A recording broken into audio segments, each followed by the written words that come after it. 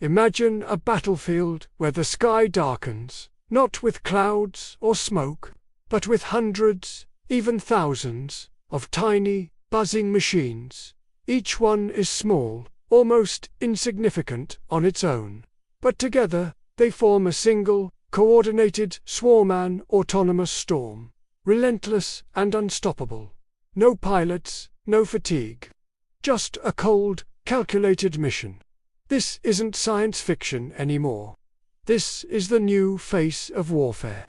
Welcome back to the channel. Today, we're diving deep into one of the most game-changing and frankly, terrifying developments in modern military technology.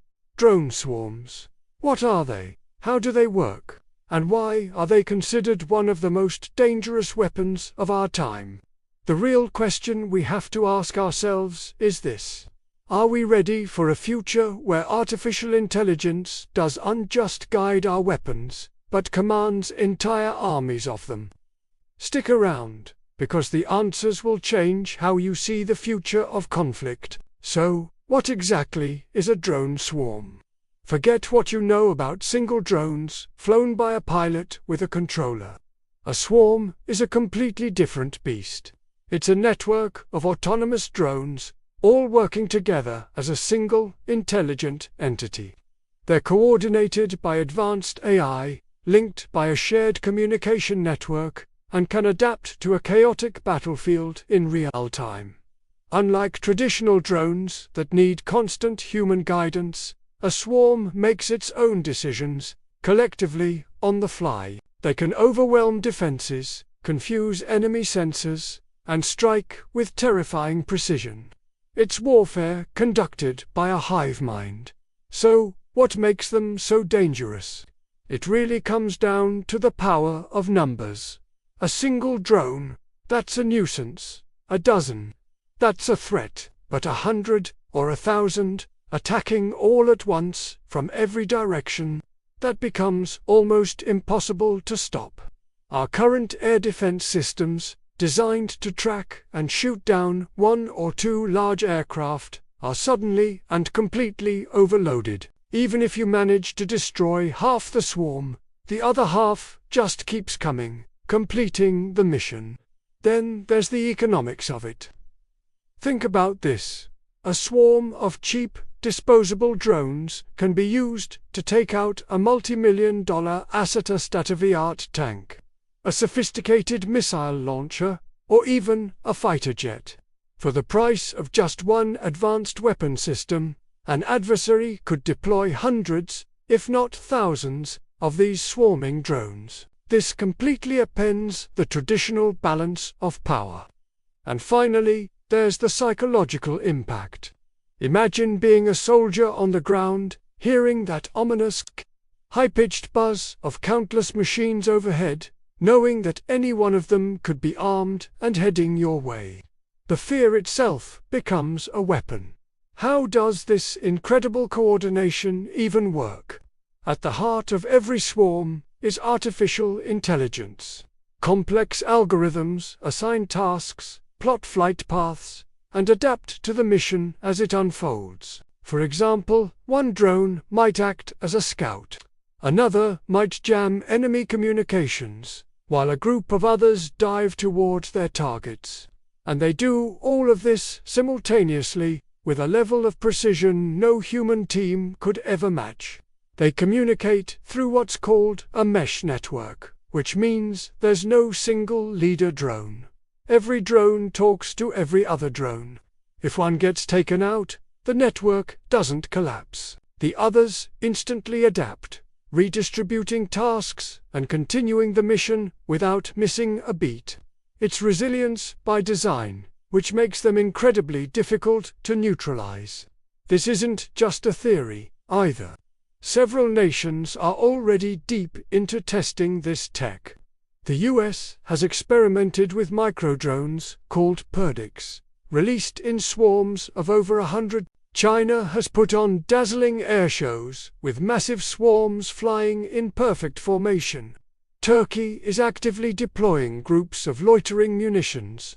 The arms race for swarm dominance is already well underway.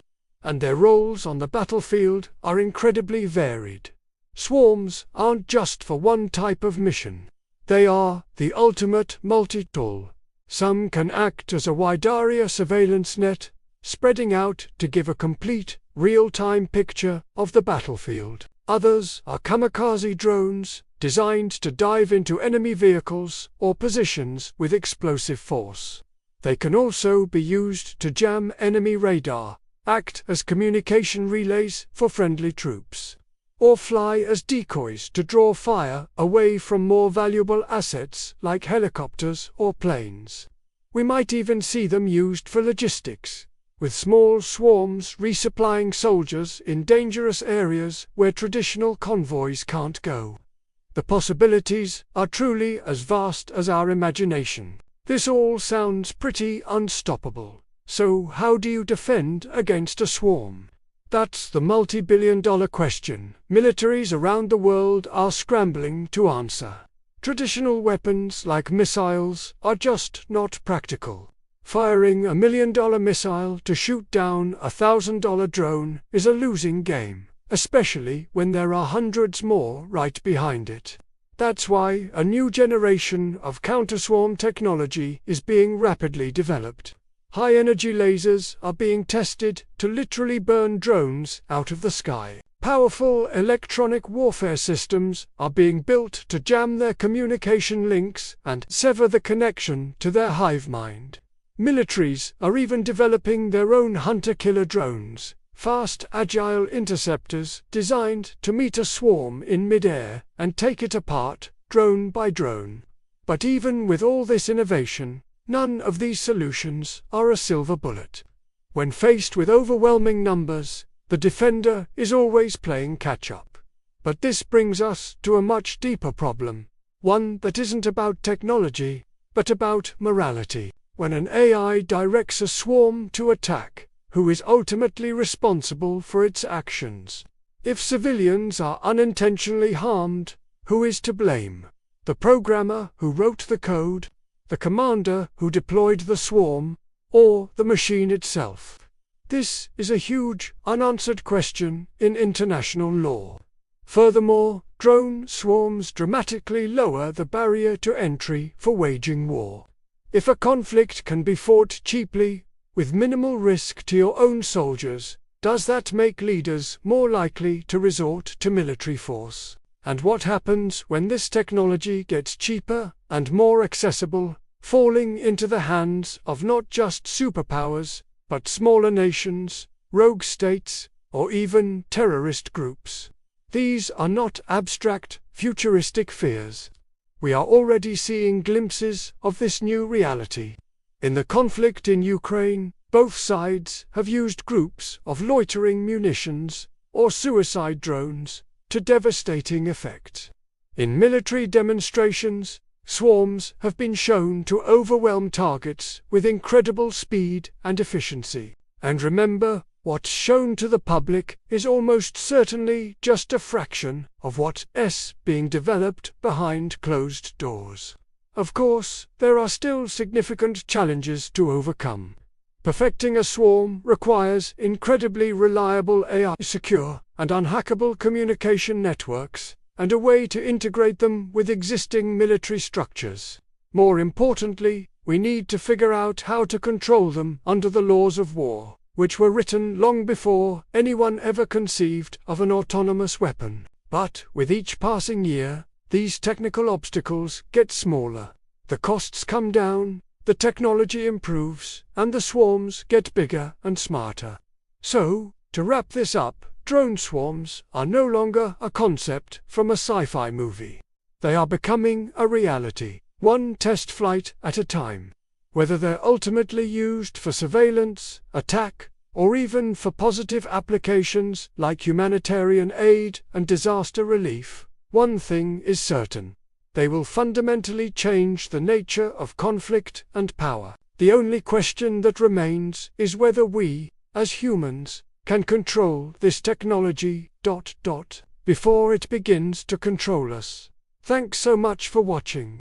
If you found this topic as fascinating and important as I do, Make sure to hit that like button and subscribe to the channel for more deep dives into the technology shaping our world.